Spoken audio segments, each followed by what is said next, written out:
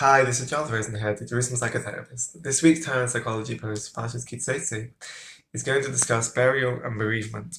In this week's parsha, we read about the pasuk that discusses the respect that needs to be given to a deceased person, the need to bury them as quickly as possible, and we can take out from this, from a halachic perspective, the importance of kavura, and the importance we can take also from a psychological understanding of the bereavement process. And this starts with burial, the significance of the burial, because from a halachic perspective, the person enters into a state of aninut when a loved one, when a family member passes away. And when they enter into this state, it's a halachic and psychological reality of a person experiencing such intense, immense emotions of loss and grief that they are not able, and they cannot keep any mitzvahs. There's a disconnect. In a sense, their life and the world that they knew and understood, and the relationships and their existence, in a sense, has been temporarily ripped up because of the intensity of the loss. And therefore, aninut, from a halachic perspective, is not just a sensitivity, but it's an understanding of the reality of the emotional state that the person is in. And they don't have the capacity to do anything else except experience this grief. But this ends. There's a transition from aninut to avelut, and the person starts to keep mitzvahs again, to have this connection and a recommitment to the connection with HaKadosh Baruch Hu, to the world, a reintegration to the world. That is the process of moving over from aninut to avelut, and this is demarked by the burial. When a person is buried, that their loved one is buried, and then there's been the kavura, there's been the levaya, and they now are able to, in a sense, this psychological process of bereavement moves on gradually. It starts to move and develop, and there's a slight movement into the direction of reintegration and a returning, or in a sense, a change in the functioning from this intense grief and loss to somewhat moving again into a reconnection and reintegration.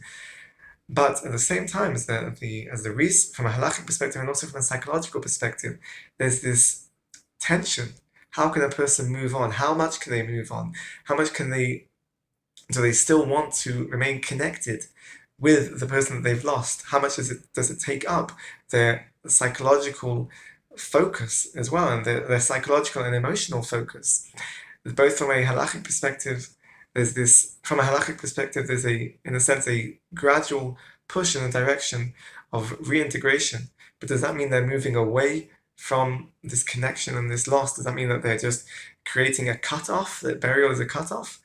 From a halachic perspective, also from a psychological perspective, we can say that it is definitely not that the burial demarks a cutoff and a disconnect from the loved one, from the family member that has been lost, but rather it's starting to help, and it assists in a process of making sense of the loss, finding a way to make a new connection. It's actually a slight change. Obviously, the person is no longer alive. The relationship that you had with the person cannot exist in the same sense when the person was alive, but there is still a relationship. Life does not end, death does not end this relationship. The research nowadays, at least on loss and bereavement, is moving towards this understanding and accepting that a connection and a relationship still remains with the loved one.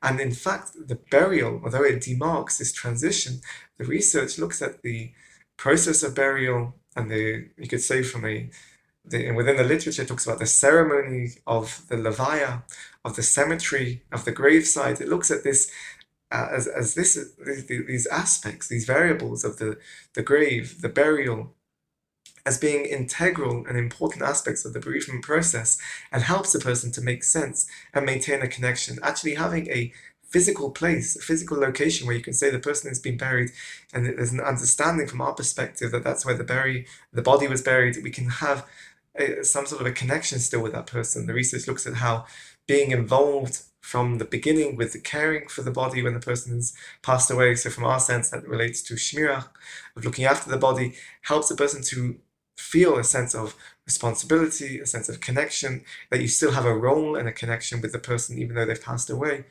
that the hespedim, the whole procedure of the levaya and the cemetery itself, creates this place, a space, a time and a space that's referred to in the literature for a person to process their bereavement.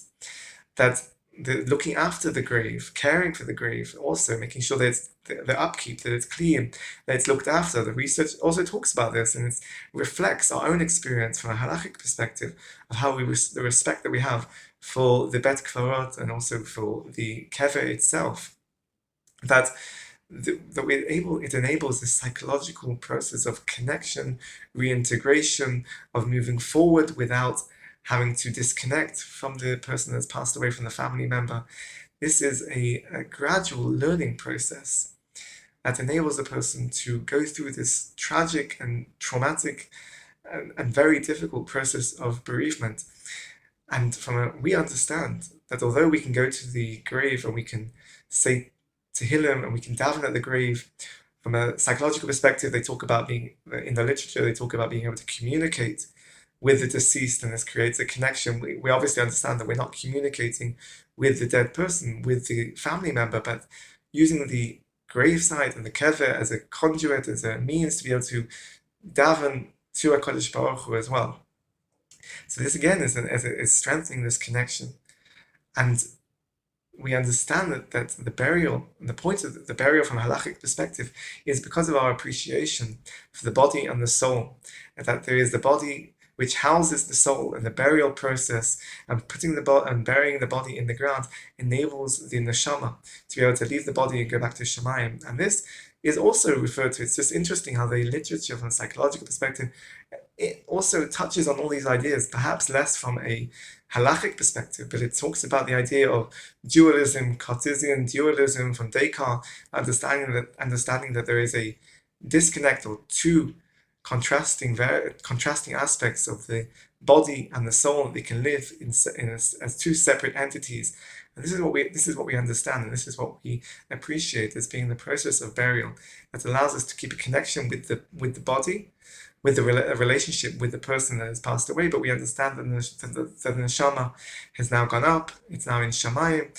That this is an important aspect, an important process that is initiated through the burial, and helps a person through the difficult grief and bereavement process. Have a great Shabbos and keep well.